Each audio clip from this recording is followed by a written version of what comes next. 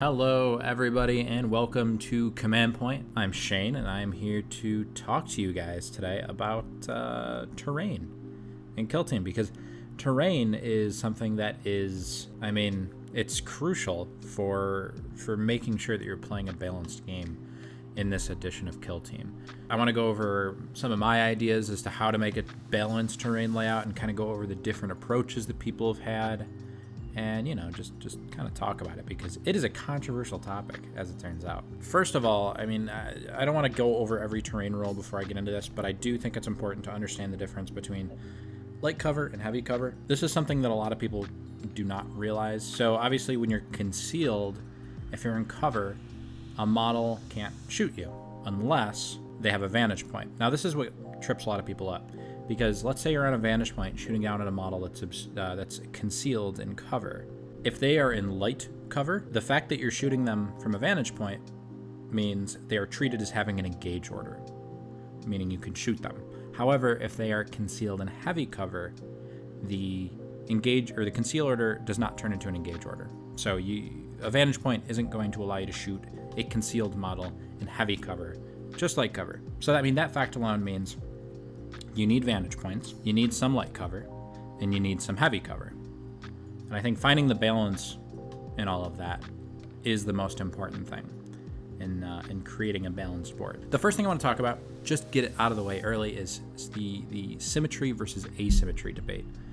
So because the bonus, quote-unquote bonus, of the defender is that they get to pick their drop zone in exchange for deploying their whole team first, it's important that terrain layouts are not symmetrical. Otherwise, the attacker inherently gets an advantage every game. There's literally no reason to ever pick defender over attacker if you're playing on a symmetrical layout.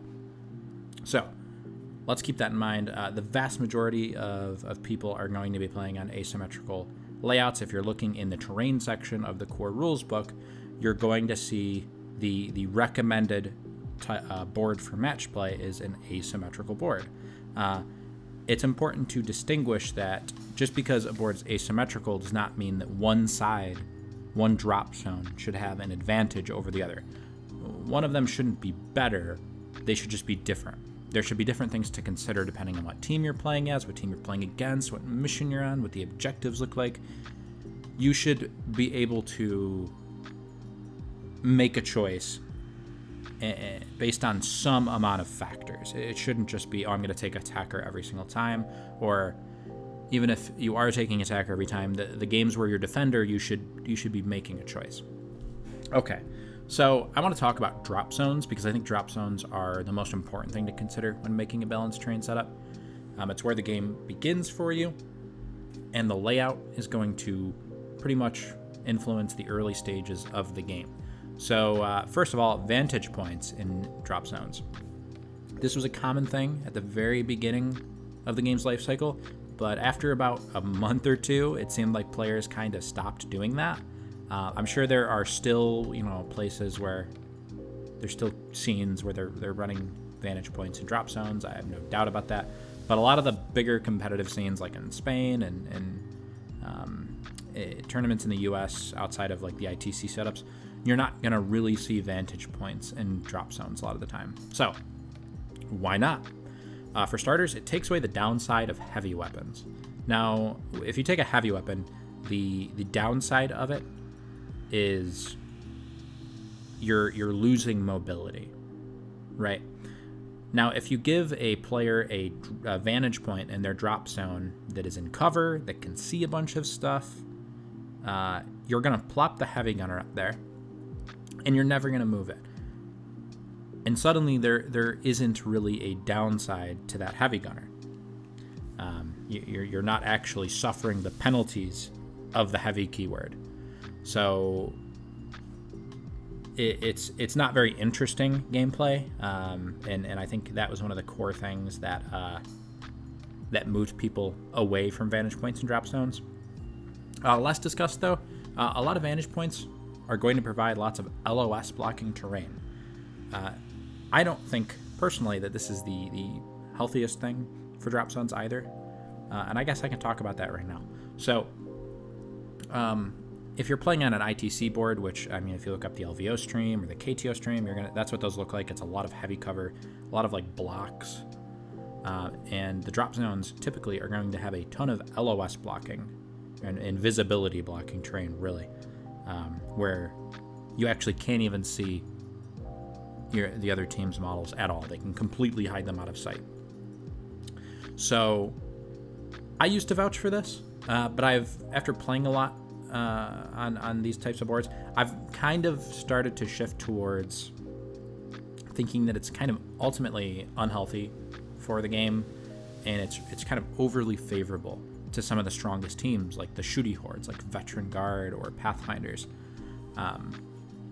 mainly because it takes away hard choices from the player. So if you're playing Pathfinders or Vet Guard, you have 14 models. They're all, for the most part, they're shooty models.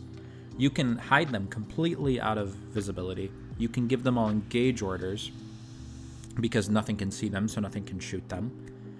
And you can just outlast your opponent a lot of the time and poke out at the end and take shots. So, I mean, my biggest problem with this is if you're going engage, like if you're putting a model in engage in deployment, I think that there should usually be some element of danger, possibly. Maybe you can, maybe there's a couple spots in a drop zone where you can hide a guy out of sight and put him engage. But the ability to go engage in complete safety for a large number of your operatives isn't really entirely balanced.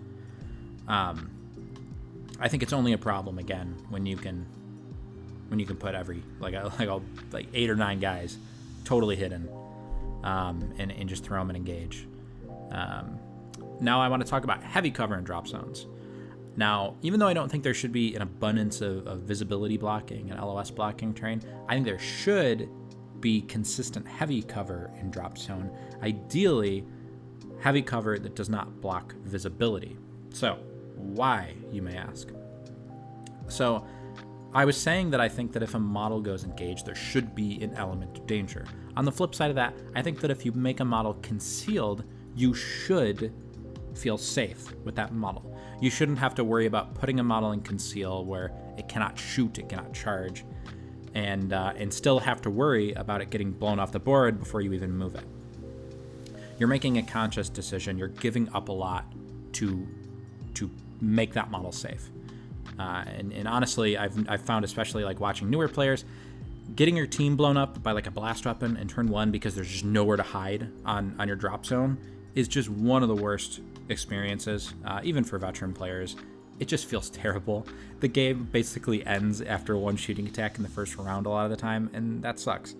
So, in my opinion, you should have heavy, non-visibility blocking terrain in your drop zone. I think that's key for a balanced board. And I'll get to this later, but Chalnath is amazing for this. The Chalnath terrain, there's a lot of like broken walls and smaller walls that they count as heavy, and you can play them as heavy, but you're not going to be able to hide a model completely behind it. That, in my opinion, is a lot better for the game. You can make a model safe if you want. And if you want to put a model engaged, you might have to find a spot, like a sliver where they're not really able to be seen, or, put them in cover, but visible and engaged. So that maybe you'll actually get shot back at. Secondly, I guess not secondly, but the next thing I want to move on to when it comes to terrain layouts is considering attack ops.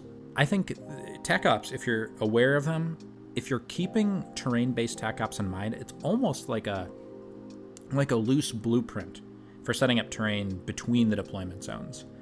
So, I mean, let's start with Vantage.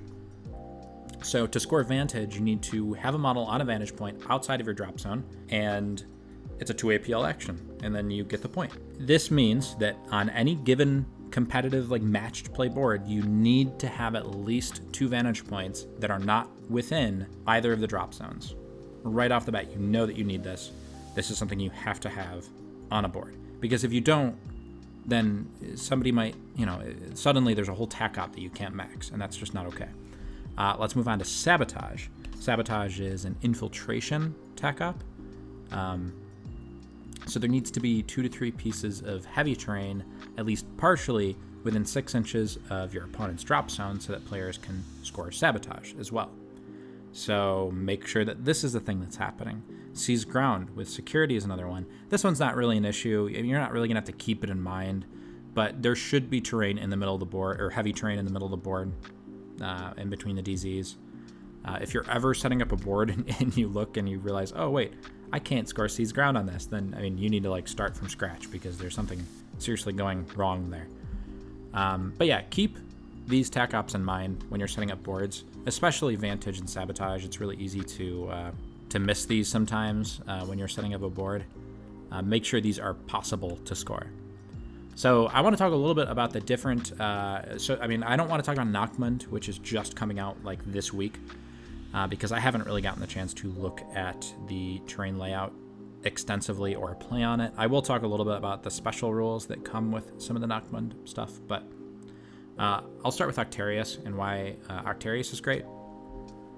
Octarius has thin walls, which are really important, and I guess I should explain why thin walls are important. So if you're up on a vantage point, say you're on one of the ITC crates, the big rectangle blocks, and you're shooting, you're standing on one side of the block, and you're shooting at a guy that's on the ground, but he's on the other side of the block, the long end of the block.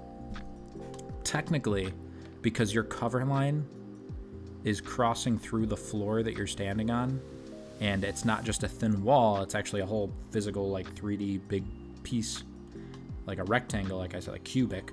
By the time it's crossing through the other side of that piece of terrain, it's actually going to obscure the model that you're shooting at, even though you draw visibility from the head, so you look from the head, you might be able to see the entire model, but because you're drawing the cover line through the base, you're going to create these stupid situations where a model that you can completely see from your head, visibility-wise, is technically obscured by the piece of terrain that you're on.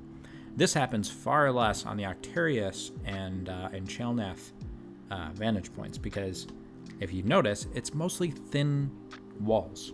It's not big blocky pieces. And to my understanding, there are, this kind of exists a little bit on the Nachmund stuff, but it's more it's not that long, so you're not going to run into this situation nearly as often. It's kind of like the oil rig on Octarius. So outside of that, the Octarius vantage points are really good.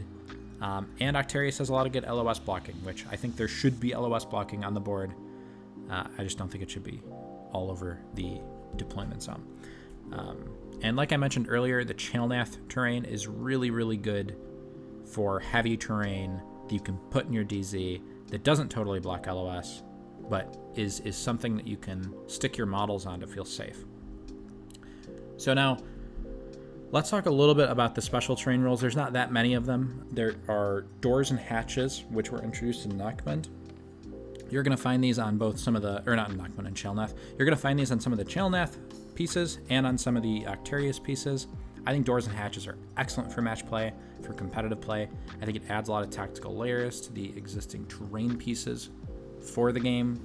I would very much recommend playing with doors and hatches if you have terrain that has those. Punishing vantage points also from Chalnath.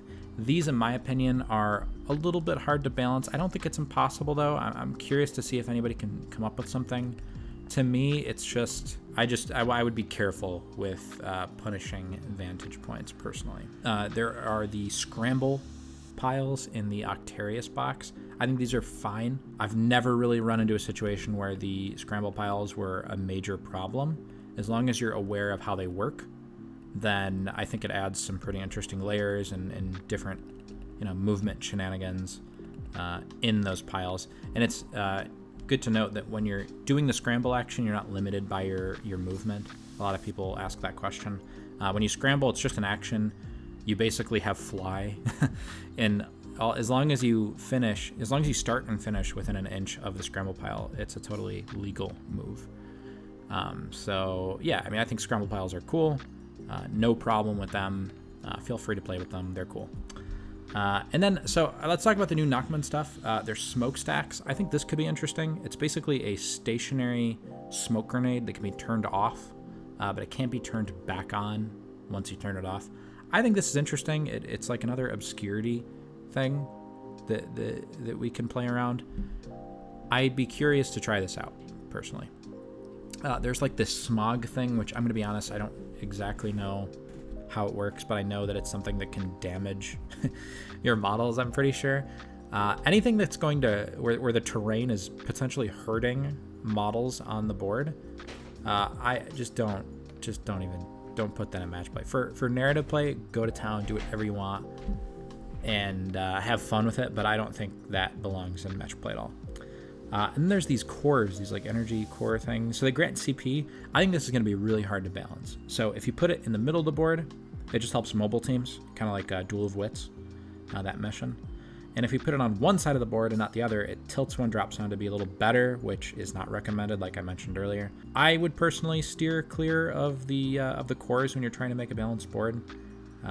Maybe it can work, but I don't know. I think it gets really skewed by fast teams if you put it in the middle of the board. Overall, as you can probably tell, it's very hard to balance terrain in this edition compared to last edition. No setup is going to be perfect, and just because the setup is good on one mission doesn't mean it's going to be good on a different mission, because you move the drop zones and the objectives, and it makes it really difficult to prepare boards for tournament settings. So I feel for TOs. I've been there. I understand. It's a lot easier on TTS, where you can just make a specific board for each mission, and then tell players play on this if you're on this mission. But in real life, when you're on an actual tournament, the TO, chances are, is probably going to have to move terrain around, or they're just going to have to settle for some weird layouts on certain missions. So perhaps the answer to this is player placed terrain. I haven't played with it personally. I know that they're going to be running this at the Nova Open in September. So it's definitely something to keep an eye on, and something that I'm personally really interested in, and I want to try it at some point. So yeah, I mean, I think that pretty much wraps this video up. Let me know what you guys think of terrain, if you have any cool ideas, if you agree or disagree with any of my ideas. At the end of the day, this is just my opinion and how I see this stuff. So yeah, shout out to all of our subscribers. We recently hit 5,000. You guys are awesome. And obviously, huge shout out to our patrons. You guys are the coolest. And give it a consideration if you're not following us, either on YouTube just as a subscriber, or maybe our Patreon if that's something that can interest you. So yeah, as always, you're listening to Command Point. Have a good one.